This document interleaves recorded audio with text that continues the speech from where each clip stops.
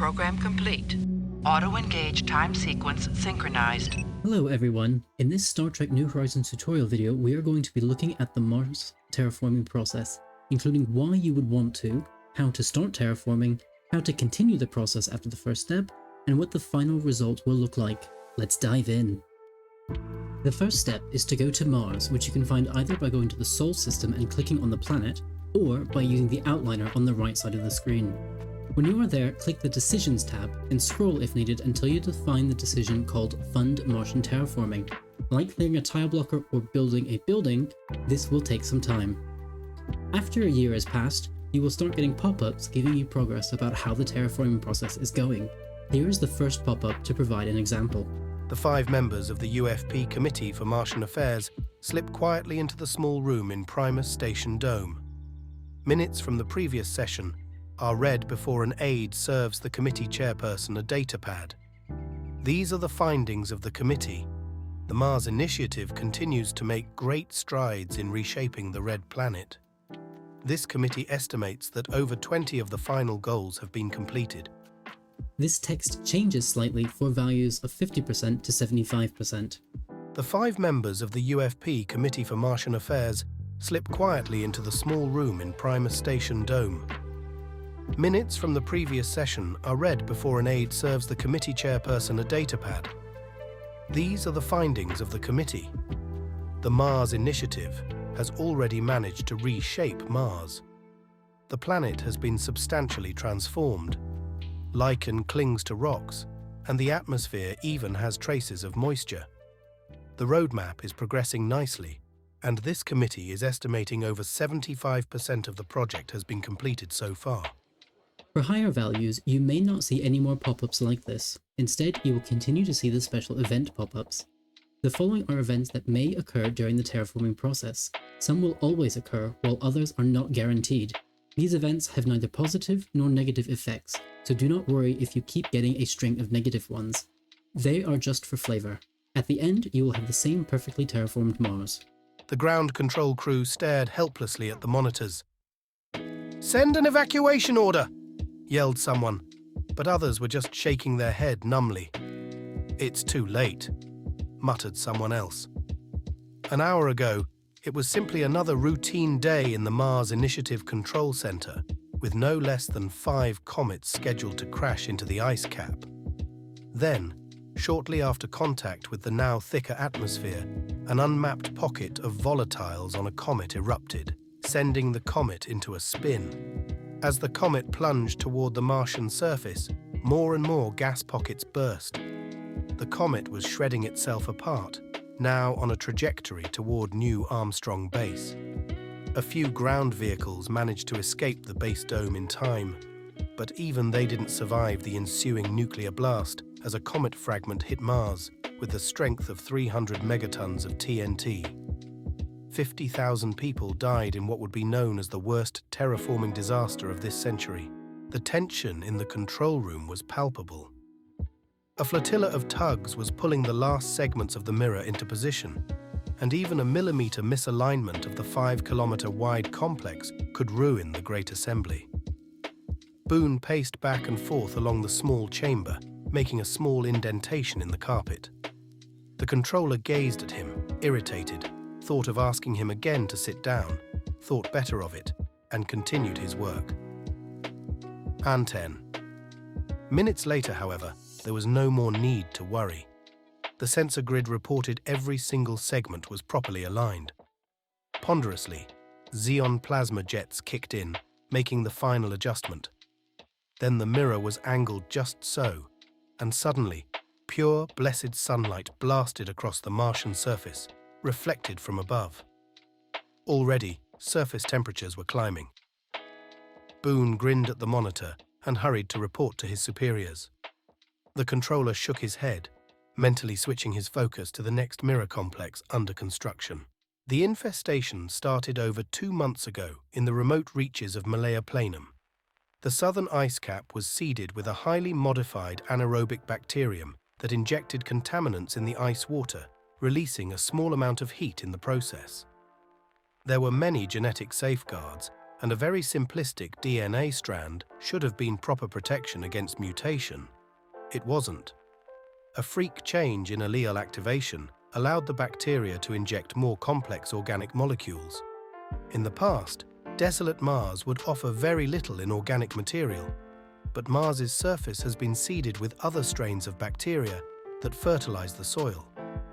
Within a week, the ice cap bacteria subsumed all other strains, spreading like wildfire along the empty plains of southern Mars. When it was eventually discovered, it was almost too late. The bacteria were everywhere, covering the surface with a thin grey crust. The damage to the ecosystem is vast. It may very well set back the project for years. A small delegation of researchers is leaving the Terraforming Lab. In the distance, explosions can be heard, carried across the thin atmosphere. Engineer Boone glances at his timepiece. Comet ZA212b crashed into the northern polar ice cap right on schedule. Minor quakes shake the surface and quickly dissipate, and miles-high geysers of superheated steam stretching into the atmosphere. Boone glances at the site and smiles, before firmly grasping the seals of his breathing masks and pulling it free. The rest of the delegation stare at him warily. This is why they came here. But the risk is still great. Paul Boone is the first human being to take a fresh breath of Martian air. After years of work, the atmosphere is finally thick enough for a human to breathe it unaided. There is still much to do before Mars will truly be a paradise, but this is a monumental step forward for humanity. Representatives from all over Mars stood ill at ease in one corner of the mess hall at Schiaparelli Base as attendants hurried to drag in more seats. The hall was ill-fitting for such a distinguished occasion, but rugged Mars has yet to manufacture anything else that could house such a large gathering. Finally, they were all allowed to enter. The red planet is no more, replaced with something that appears almost green. Thousands of migrants from Earth flock here, and the population is booming. It is clear to everyone something must be done. A short while later, after the meeting commenced, John Hammerlich, now old and distinguished, stepped in front of the short podium. He was the representative of Gundersdotter's Dome, one of the largest in the 22 colonies of Mars, and his gravelly voice spoke for all. We stand here, not unlike our forefathers did in the grand old city of Philadelphia, not to cast off tyranny, but to embrace freedom. We take the first step today as we make the fundamental declarations of the Martian colonies. Note that for the fundamental declarations of the Martian colonies, the acceptance-flavored text may vary. The lack of a magnetosphere had long been regarded as one of the most significant barriers to long-term colonization of Mars. Following the development of deflectors, it became feasible to deploy an array of such devices around a planet to perform much the same function, though at great cost. The Martian terraforming project has successfully deployed such an array, eliminating a source of atmospheric loss while increasing the safety of colonists braving the open surface.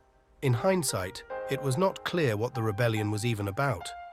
Mars was flourishing under the initiative, but the older settlers, those that lived on Mars for dozens of years before the flood of migrants from Earth, grew even more resentful. Was it about land, control, power, preserving the old ways? All the above, or none? All we know is that almost overnight, the planet was in frenzy, riots on every dome. The overwhelmed local government tried to control the situation, but before anyone even noticed, an armed group of local colonists stormed the Verteron Array compound, gaining access to a weapon of terrific puissance. With a single defiant act, they shuttered the initiative, halting the project and rallying rebels across the planet. Something to notice about the MACO Strike pop-up is that it does create an event where you need to select 3 transport ships, which you may need to build, and assign a commander to them in order to finish this event. The strike, when it came, was over swiftly. What took several weeks of careful planning lasted less than a single violent, intense hour. a MACO team infiltrated the Verteron Array compound at several locations at the same times using a transporter technique that bypassed the inhibitor field. Despite a few casualties, most of the rebels surrendered on the spot. And the rest of the Martian Rebellion did not last much more. A few enclaves held out, but most surrendered when news came of the fall of the compound.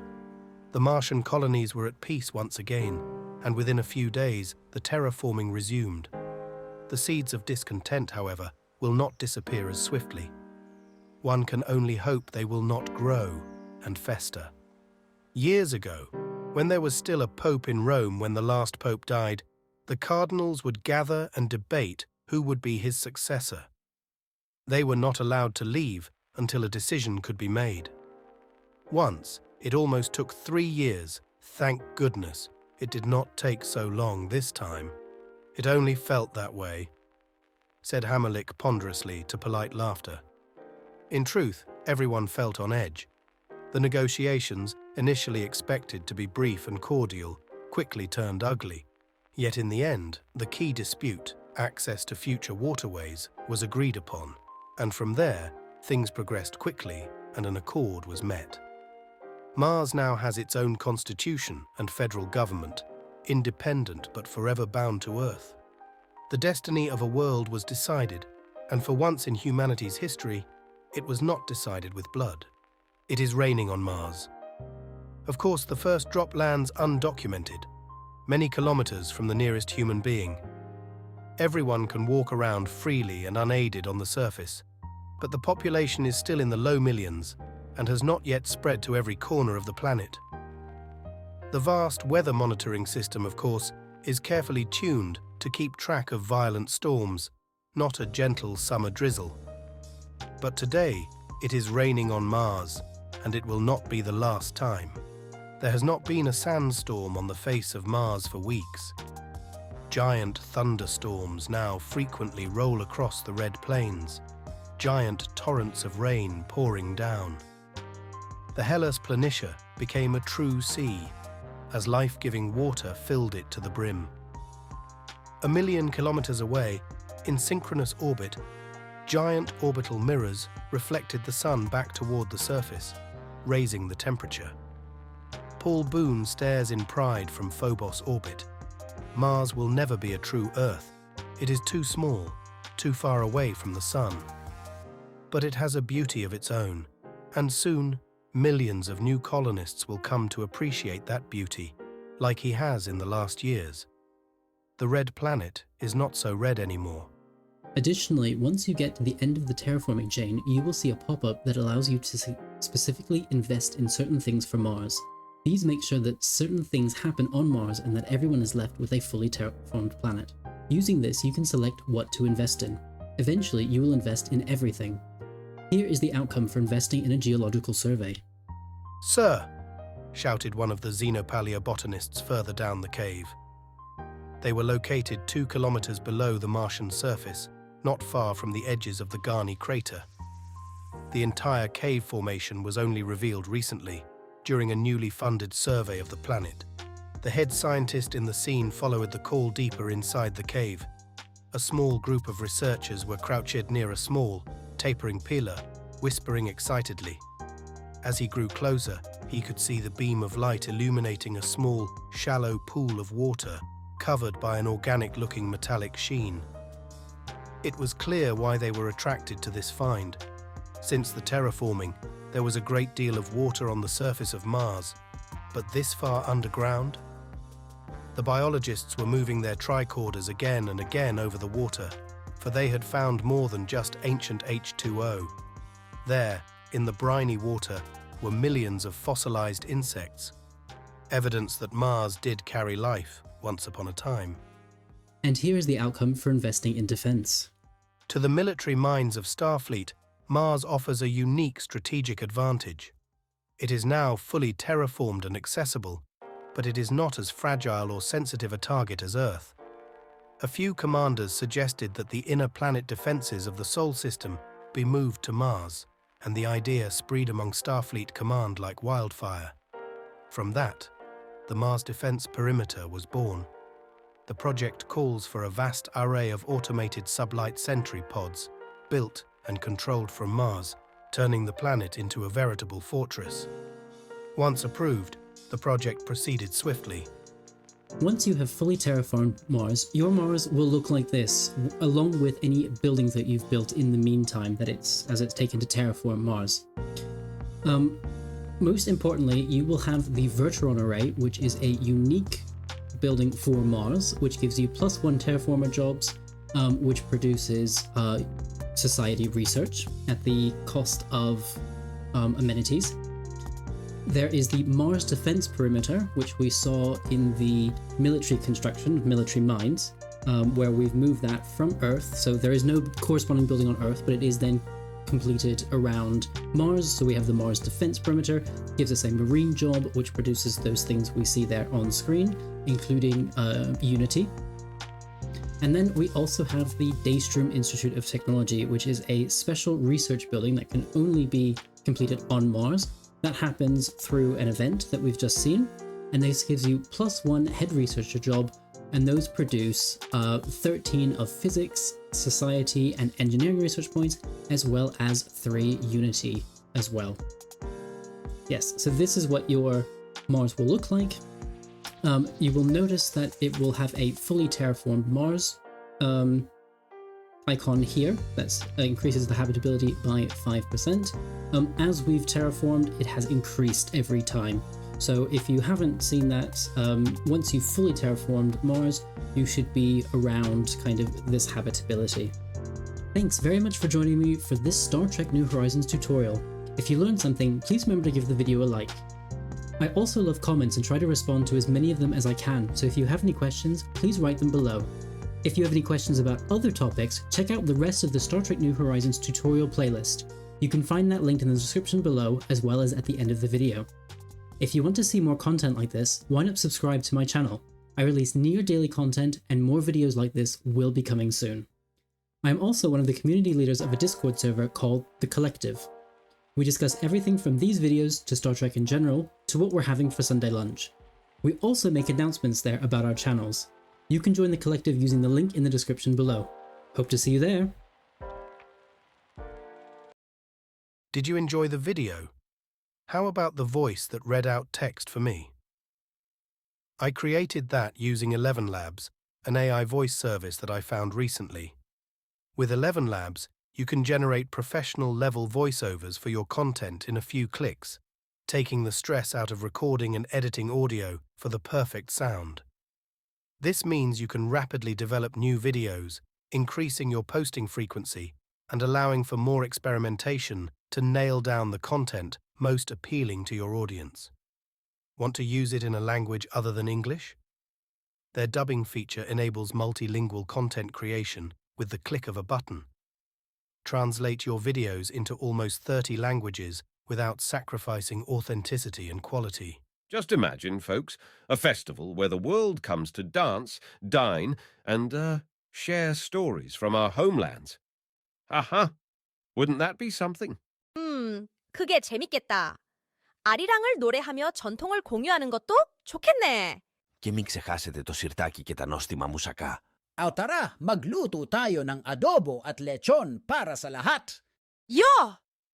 Och vi kan också visa upp vår midsommarstång och dansa runt den. آها، وماذا عن رقصة صحراوية تحت النجوم؟ وبالطبع حمص وطبق فلافل. はは、そして桜の下での舞踏会に皆さんを招待するのはどうでしょう? О, так! А ми могли б танцювати під звуки бандури і співати легенди наших предків. Та, і звісно, як на щет вишневого пирога і горілки, щоб підігріти душі. Haha, ve tabii ki baklava. Kültürlerin bir araya gelmesinin tatlı bir yanı olmalı, değil mi? Nou, en vergeet de stroopwafels en de klompendans niet. Absolutely. From arirang to baklava, our shared laughter, stories, and delicious treats will indeed make this a global fiesta to remember. Best of all, there's a free tier so you can try out the AI voice with 10,000 characters every 30 days. No need to enter any payment information. If you want more, their prices start as little as $1 per month and give you access to a wide range of features. To start, visit the link in the description below. Have fun creating your new audio content.